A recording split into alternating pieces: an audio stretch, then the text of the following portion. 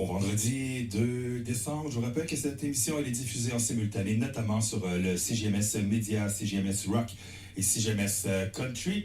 Et comme tous les vendredis matins, c'est l'heure de la chronique de Christian Généreux pour Jason Politique. Christian Généreux, bon matin, comment vas-tu aujourd'hui?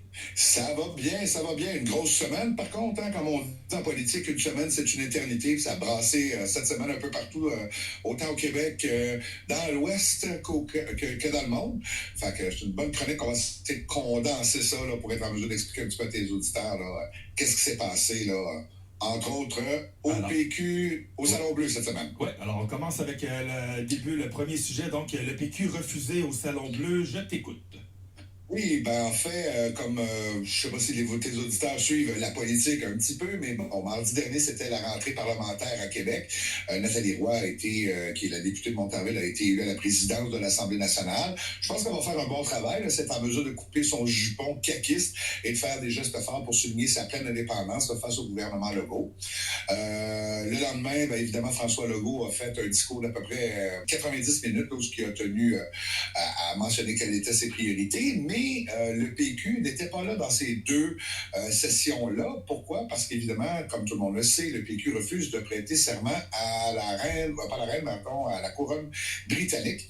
Mais en bon joueur, en gentleman, le PQ a décidé de ne pas faire un d'éclat, en fin de compte, ni pour l'élection de la présidence de l'Assemblée nationale, ni aussi pour le discours du premier ministre là, qui tablait sur ses priorités.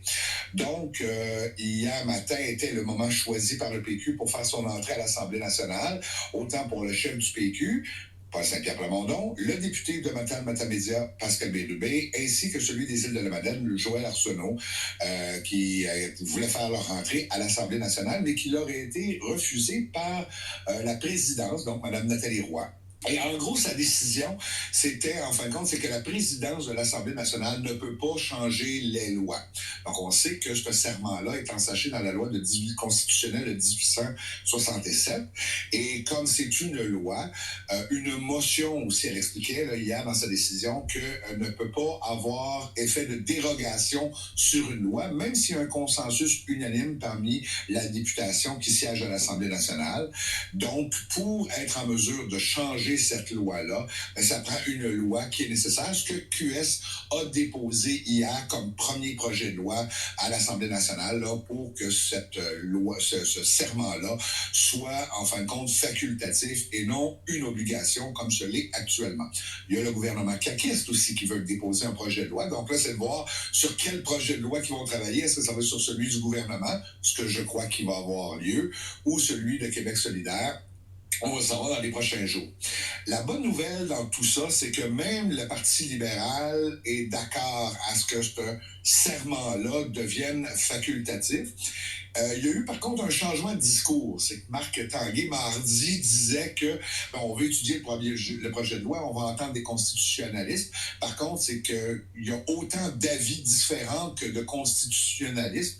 Donc, mercredi, il a, comme on dirait, changé son fusil d'épaule. Il a dit qu'il serait prêt à adopter ce projet de loi 1, 2, 3. Quand on parle d'adopter un projet de loi 1, 2, 3 à l'Assemblée nationale, ça veut dire c'est de l'adopter de manière accélérée. Donc, c'est de savoir maintenant, est-ce que ça va être adopté avant vendredi prochain, parce que cette session parlementaire va être très courte, là, 9 jours, ou bien non, est-ce que cette loi-là va être adoptée plus à la fin janvier, début février l'année prochaine, quand que l'Assemblée nationale va siéger à nouveau? Ça, c'est encore ambigu, mais espérons que ce soit fait le plus rapidement possible, parce que de cette manière, comme cette loi-là va être aussi rétroactive, cela va pouvoir permettre aux députés, aux 3 députés du Parti québécois de siéger et d'être finalement les premiers députés du Québec à siéger à l'Assemblée nationale sans prêter allégeance à la couronne britannique. Donc, ce que je peux dire ici, c'est que le PQ a gagné son pari, même s'il décidait demain matin de prêter allégeance à la couronne avec quelques mots de différence au début, là, pour dire en attendant que ce projet de loi soit adopté, je prête allégeance, bon, peu importe. Le PQ a gagné son pari. C'était la dernière fois que les députés étaient obligés de prêter allégeance. C'est quelque chose qui devrait être du passé, sauf si grande surprise. Donc, c'est quand même une bonne nouvelle. Christian, dis-moi, la dernière fois, on a jasé sur The Crown. As-tu fini la série, toi, de ton côté? Es-tu en plein dedans encore? Oui, non, je l'ai terminé. Je l'ai terminé parce que j'aime bien quand même. Tu sais, je veux dire, j'ai beaucoup de respect pour la monarchie britannique, pour l'institution, pour le système, et aussi pour. J'avais aussi quand même de la sympathie pour la reine d'Angleterre, là, pour Élisabeth II. Mais là, il y a un changement de monarque. Oui. C'est le temps de faire du ménage puis de dépoussiérer ça. De toute façon, moi, tant qu'à moi, ce que je crois, c'est que présentement, avec Charles et son successeur, je pense que c'est soit une modernisation ou même le début de la fin de la monarchie en Angleterre. Donc ça, on pourra peut-être en reparler dans une dizaine d'années ensemble, mon cher Yannick, à ce même micro. Christian, dis-moi, ça brasse en Chine, je t'écoute. Oui, ben je ne sais pas si vous avez regardé évidemment les nouvelles, mais ça brasse de tous les bords, tous les côtés là, avec la Chine. Premièrement, en Chine même, la population en ont assez des restrictions sanitaires. Et on sait que là-bas, les restrictions sanitaires, comparativement à ici, c'est beaucoup plus sévère. Eux autres, leurs objectifs, c'est zéro COVID. Oui. Donc, des grandes villes qui sont confinées pendant 2 mois, pendant 3 mois, la population en a eu assez et surtout nourrie par les universitaires. Il y avait beaucoup dans les grandes villes en Chine, il y avait des grosses manifestations. Mais ce qui était important de voir dans ces manifestations-là, ce n'était pas juste des restrictions. C'est que là, on commençait à voir que la population commence à se virer, en fin de compte, de tourner le dos au gouvernement communiste chinois. Ça s'est jamais vu dans l'histoire de la Chine. Donc, à l'intérieur de la Chine, là, ça commence à brasser. Là, évidemment, ils ont mis beaucoup de mesures de répression pour endiguer ces manifestations-là, mais les images ont fait quand même le tour du monde et dans le collectif imaginaire international, c'est très puissant ce qui s'est passé en Chine.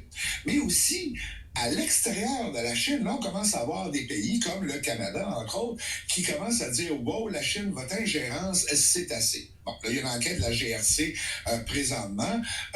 Je n'ai pas été trop sûr de comprendre si l'enquête de la GRC, c'était pour soit de l'ingérence au niveau de notre démocratie, là, au niveau des élections.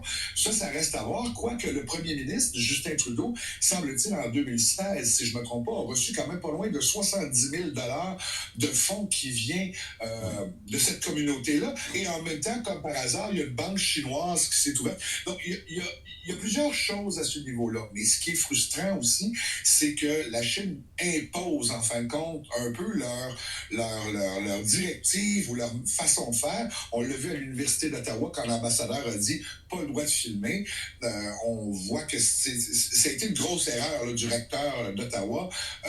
Je pense que toute la communauté politique au Canada est vraiment offensée par rapport à ça. Donc, j'ai hâte de voir, surtout avec là, les nouvelles disons... initiative Indo-Pacifique avec la Malaisie, etc. J'ai hâte de voir comment le Canada va être en mesure de diversifier, en fin de compte, son économie avec le Pacifique et de voir un petit peu à l'intérieur qu'est-ce qui va se passer. On a vu aussi là, quand le premier ministre canadien, là, Justin Trudeau, s'est, en guillemets, pogné avec le président chinois. Là. Donc, il y a quelque chose qui se passe présentement, ça brasse, et d'autres pays aussi semblent emboîter un petit peu le poids. En fait, le Canada est à la remorque un peu parce qu'il y a beaucoup de pays occidentaux qui avaient déjà commencé à prendre un peu leur distance avec la Chine. Donc là, on voit que ça brasse à l'intérieur, ça brasse aussi à l'international. Il y a quelque chose qui se passe avec la Chine, ça brasse, et j'ai vraiment hâte de voir qu'est-ce qui va en découler là, dans les prochaines semaines, les prochains mois, et surtout les prochaines années. On voit là qu'il y a un switch qui est en train de se faire là, dans l'ordre mondial économique particulièrement. Christian, je te garde avec moi. On va aller chercher un refill de café. Vous écoutez l'émission Bon Matin, notamment. On poursuit notre entretien après la pause musicale et on va discuter notamment du discours d'ouverture du premier ministre de François Legault. On s'entretient avec Christian Généreux pour sa chronique Jason Politique. Si vous désirez suivre Christian d'ailleurs et son opinion politique, c'est possible via le réseau Twitter. On écoute la pièce de Pink Martini au Jala.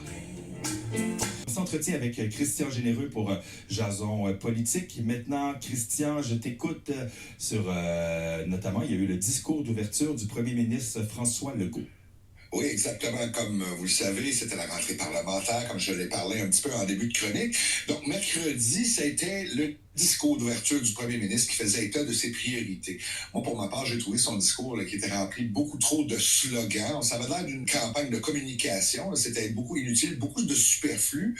Et c'était un peu de faire l'état des lettres d'engagement de chacun de ses ministres. Il y a une trentaine de ministres, mais il y en a plusieurs qui ont plusieurs ministères. Donc, ça donnait comme 90 priorités.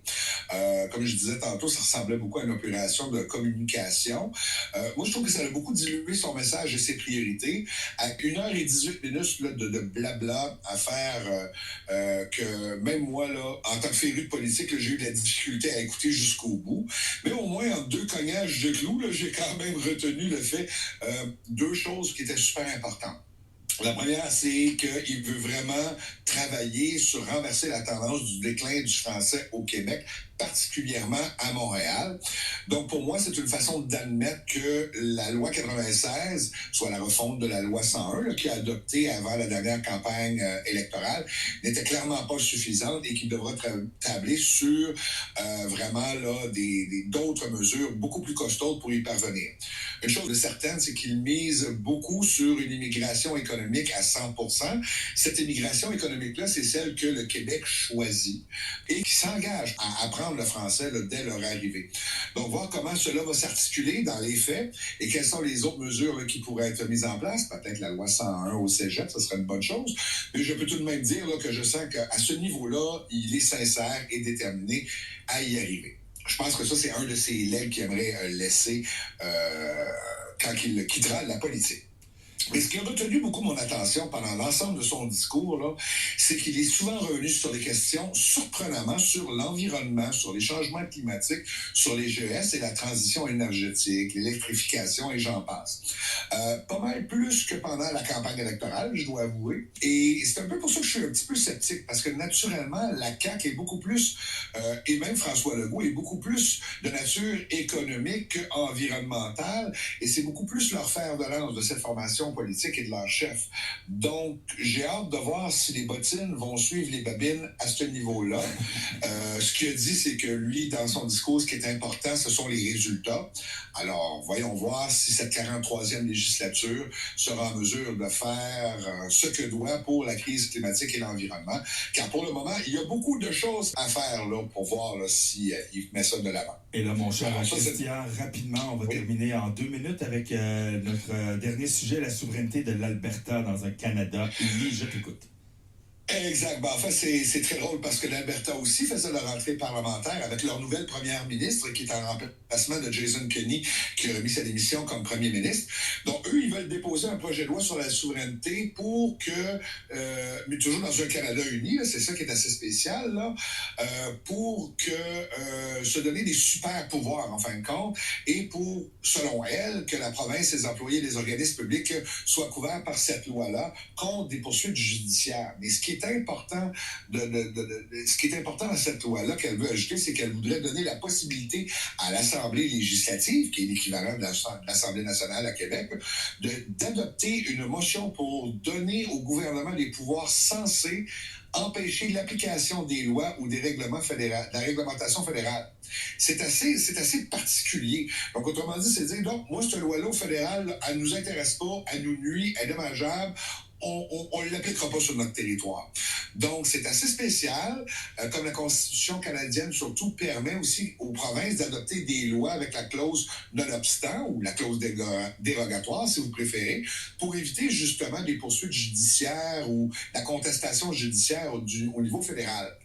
Alors, j'ai hâte de voir comment ça va se designer, ça, dans les prochaines semaines et les prochains mois. Par contre, est-ce que ça va faire long feu ou non?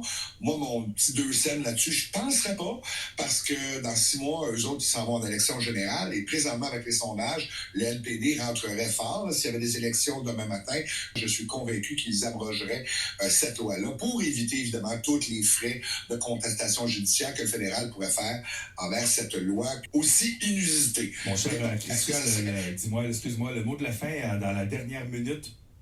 Ben, en fait, 3 mots. Est-ce que ce serait l'Alberta deviendrait un allié relativement naturel au Québec concernant l'indépendance de chacun de nos 2 États? C'est à suivre. Il s'appelle Christian Généreux, si vous désirez le suivre, notamment via Twitter.